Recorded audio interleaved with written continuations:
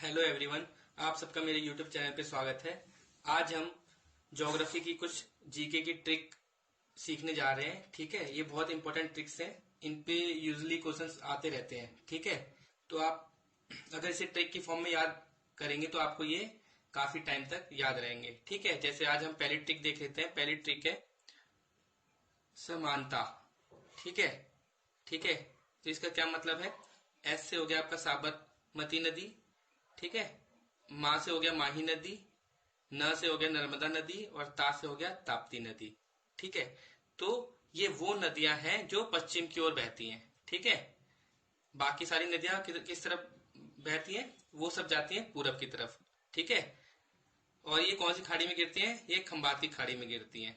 ठीक है, इसके अलावा थोड़ी आपको एक्स्ट्रा नॉलेज भी पता होनी चाहिए, जैसे कि साबरमती नदी कहाँ से स्टार्ट होती है, ये राजस्थान से होती है। माही नदी एमपी में। ठीक है, नर्मदा नदी की एग्जैक्ट लोकेशन है अमरकंटक, ये भी एमपी से होकर आती है। ठीक है, और ताप्ती नदी भी एमपी के मुलतई से होकर बहती है। ठीक है, तो ये आपको चीजें पता होनी चाहिए। इसके अलावा आपको ये चीज भी ध्यान रखनी है, ये बहुत इंपॉर्टेंट है। नर्मदा और ताप्ती जो नदी है वो भ्रंश घाटी, मतलब भ्रंश घाटियों में से होकर ये बहती है, ये दोनों नदियां। ठीक है, तो ये क्वेश्चन भी कई बार आ चुका है पेपर में कि कौन सी नदी है जो भ्रंश घाटी से होकर बहती है, तो नर्मदा और ताप्ती हो गया। ठीक है, इसके अलावा जो नर्मदा नदी है उसे लाइफ लाइन ऑफ गुजरात भी कहते हैं। ठीक है, इसे लाइफ लाइन ऑफ गुजरात भी कहते हैं।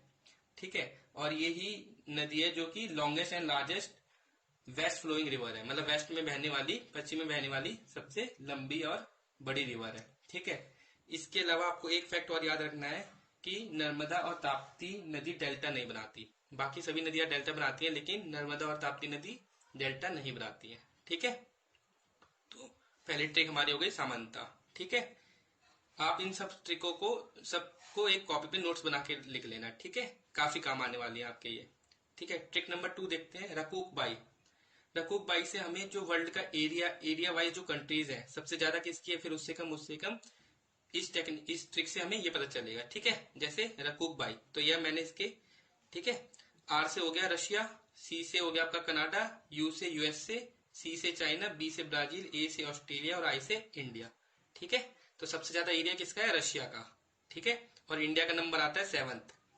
ठीक है, तो ये बहुत अच्छी ट्रिक है। ठीक है, कभी बहुत से एग्जाम्स में इसके ऊपर क्वेश्चंस आ जाते हैं। ठीक है, कि सबसे बड़ा एरिया कौन सी कंट्री का है, या इंडिया का पूछ लेगा कि इंडिया का एरिया वर्ल्ड में कौन से नंबर पे आता है, तो 7th नंबर पे आता है। ठीक है, और इसका ये फैक्ट भी पूछ लेता है कि इसका एरिया इंडिया का है कितना टोटल, तो कितना है 32,87,263 किलोमीटर स्क्वायर। ठीक है, जो कि 2.4% है वर्ल्ड के एरिया के। ठीक है, ये अर्थ के रिस्पेक्ट पे नहीं है, नहीं है, ये ध्यान रखना। ठीक है, बाकी जितने कॉन्टिनेंट और सब कंट्रीज हैं उनके रिस्पेक्ट में है। ठीक है, ठीक है, ट्रिक नंबर 3 रामू। इसमें हमें जो इंडिया का टॉप 4 स्टेट है जिनका एरिया सबसे ज्यादा है वो हम सीखने वाले हैं इस ट्रिक से। ठीक है, तो आर से राजस्थान, एम से हो गया आपका जो कैपिटल में लिखे हैं उससे हमें मतलब है। आर से राजस्थान, एम से एमपी, एम से महाराष्ट्र और यू से यूपी।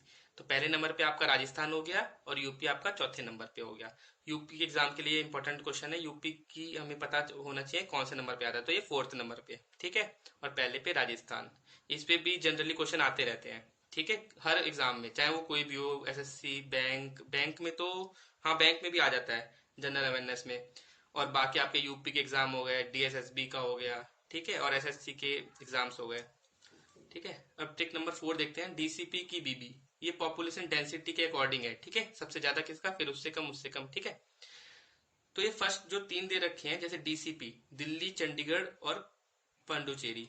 ठीक है, ये यूनियन टेरिटरीज है। ठीक है, तो पहले नंबर पे दिल्ली, चंडीगढ़ और पंडुचेरी। लेकिन अगर आपसे ये स्टेट में पूछता है तो स्टेट में सबसे ज्यादा किसका है, बिहार का, फिर बंगाल का। तो आपको इस चीज का ध्यान रखना है। अगर ओवरऑल पूछे तब तो ये सीक्वेंस यही रहेगा। ठीक है, डीसीपी बीबी। लेकिन अगर ये आपको मेंशन कर देता है कि यूटी का है, तब आपको ध्यान रखना है यूटी में फिर डीसीपी आएगा। ठीक है, और अगर ये मेंशन कर देता है कि किसी कौन से स्टेट में है, तब सबसे ज्यादा किसका हो जाएगा, बिहार का। ठीक है, तो ये हमारी ट्रिक नंबर 4 हो गई। और आज की ये लास्ट ट्रिक है, ट्रिक नंबर 5, अपनी एमबीबीएस। अपनी एमबीबीएस से हमें 4 कंट्रीज के जो मेंबर्स हैं उनका पता चलेगा। जैसे ए से हो गया आपका अफगानिस्तान, P से पाकिस्तान, N से नेपाल, I से इंडिया, M से मालदीव्स, B से बांग्लादेश, B से भूटान और S से श्रीलंका।